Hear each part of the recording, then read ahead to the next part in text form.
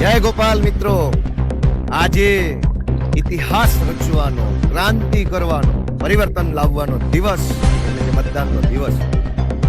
આજે દોસ્તો અત્યારે સવારના 9 વાગી ચૂક્યા છે. 2 કલાક સુધીનું મતદાન થઈ ચૂક્યું છે.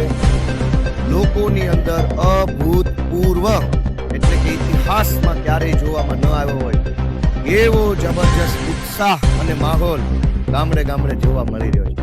લોકોના મનમાં એક જ વાત છે કે જય ગોપાલ બોલતા જાઓ અને ગંદકી સાફ કરતા જાઓ. દોસ્તો, લોકતંત્રની અંદર ભ્રષ્ટાચારની ગંદકી, તાનાશાહીની ગંદકી, દાદાગીરીની ગંદકી, લાંચની ગંદકી, જનતાને હેરાન પરેશાન કરવાની ગંદકી સાફ કરવાનો દિવસ એટલે આજનો આ મતદાનનો દિવસ. લોકો ખૂબ ઉત્સાહથી, પૂરી તાકાતથી, જોમ જુસ્સાથી લાઈનમાં ઉભા છે અને લોકોના મનમાં એક જ સંકલ્પ છે કે જય ગોપાલ બોલતા જાઓ અને ગંદકી સાફ કરતા જાઓ.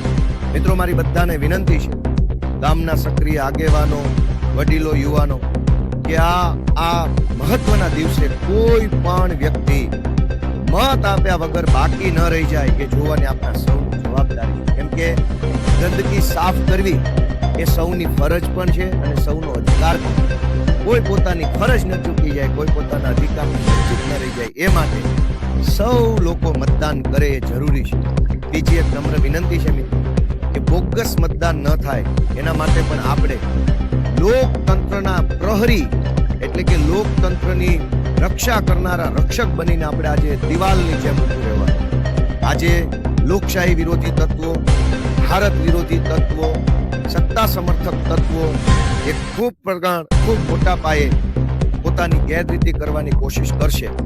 પણ તમે જો એક યોદ્ધા બનીને, દિવાલ બનીને, સૈનિક બનીને ઉભા છો તો આપણા દેશના લોકતંત્રને કોઈ અટકાવી નહીં શકે, લોકતંત્રને કોઈ નુકસાન નહીં પહોંચાડી શકે. દોસ્તો, અત્યાર સુધીમાં આ 9 વાગ્યા સુધીમાં હું આશરે 15-20 ગામની અંદર મુલાકાત લઈ ચૂક્યો છું.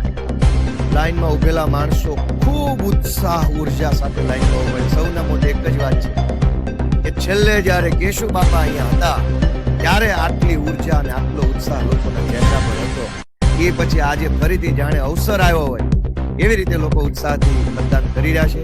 બસ 3 જ વિનંતી છે કે ઉત્સાહથી મતદાન કરો, 100% મતદાન થાય એની સૌ કોશિશ કરે, બોગસ મતદાન બિલકુલ ન થાય એના માટે સૌ જાગૃત રહે, ગામમાં અને આખા વિસ્તારમાં શાંતિપૂર્ણ માહોલ જળવાઈ રહે એવે આપણે સૌ પ્રયત્નો કરીએ.